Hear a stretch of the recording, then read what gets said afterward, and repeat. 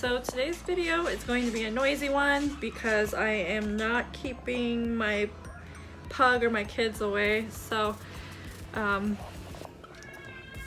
hi, Bugs. Say hi, Bugs. Bugs! Say hi! As you can see in the title, I am going to be reattaching the jingle cones to my jingle dress. But basically, I have a jingle dress that I've had for 10 years now? 12. So it's over a decade old, and the cones on it were nickel plated, and because they're nickel plated, they tarnished, and some of them were so tarnished that they didn't have any shine to them at all. They were just completely gray, and I had a couple rusty ones. Basically, my cones on my jingle dress were really not all of them, but probably like half of them. So I have 350 cones for my jingle dress. I got rid of a bunch of them. I think I bought a new thing of cones. They come in packs of 100, so I have plenty of extra, and what I'm going to do is reattach them to my dress. Now my dress also had some stains on it. It had some rust stains, and I got rid of them.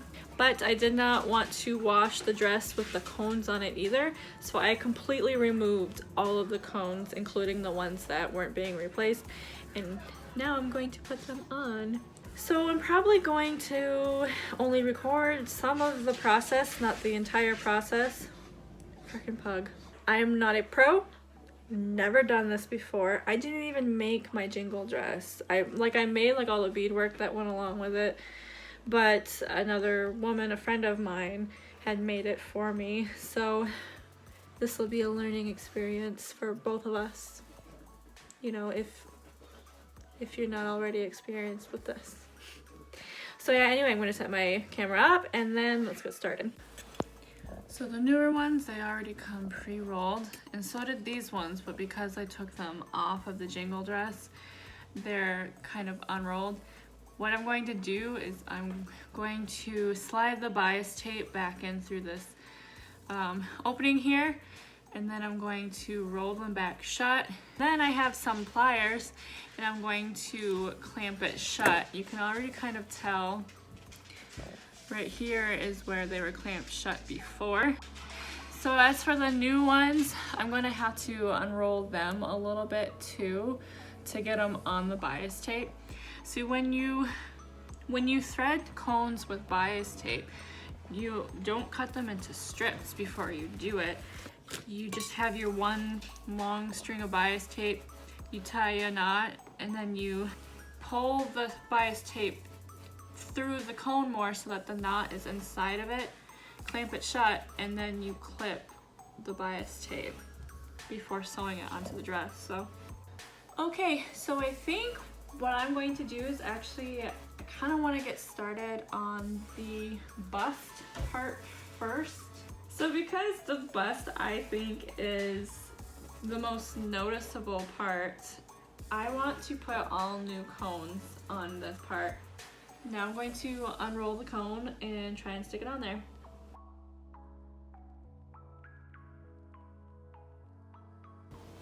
Okay, so there she is. I pressed her flat. And now I'm going to pull her down and see if she goes past the knot.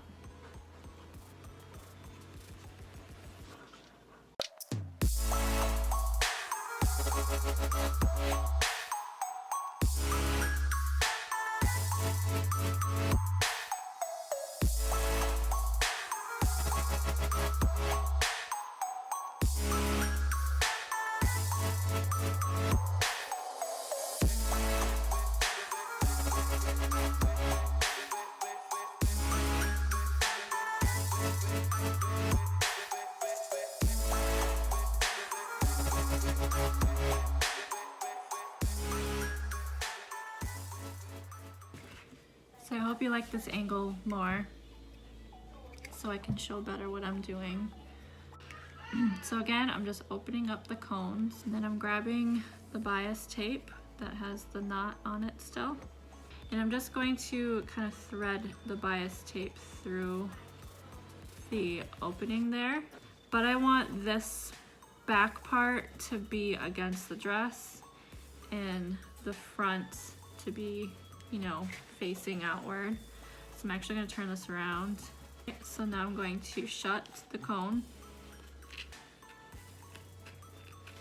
Now I notice that there's kind of a ridge, kind of like bordered around. That's where I'm kind of like using to gauge where I want to pinch. So here we go.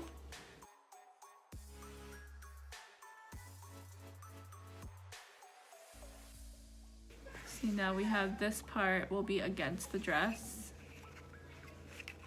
and this part will be the outside where you would see.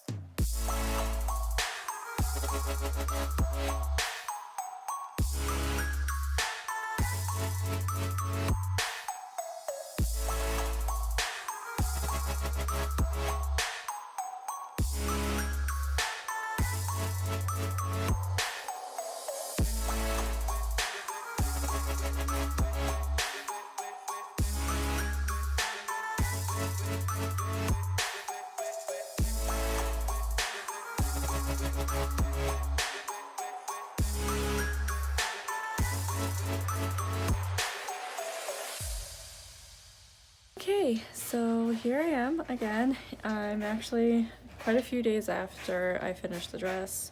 I finished it right around Christmas, so here she is all done. It took me about 3 days to finish it.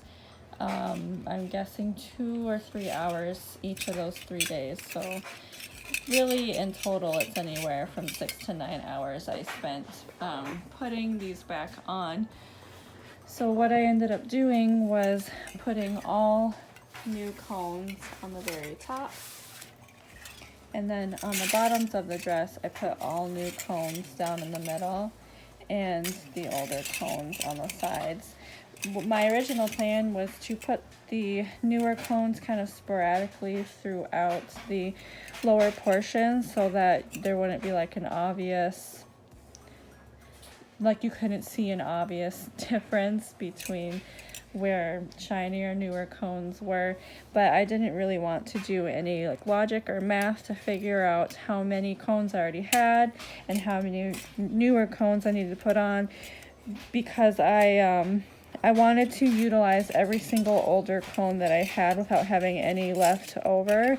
and that would have required some math because I wasn't even sure how many I actually had. I still don't really know. I think I got rid of about 60 to 65 of these, and I have 350 total, so it's not that obvious. Here's an older one and here's a newer one. So I mean, I feel like if you know it's there, you can see it, but if you don't know what's going on with this dress, then I'm going to be able to get away with it. So I hope this video was helpful or entertaining, whatever the hell you want it to be, and I will see you in the next one.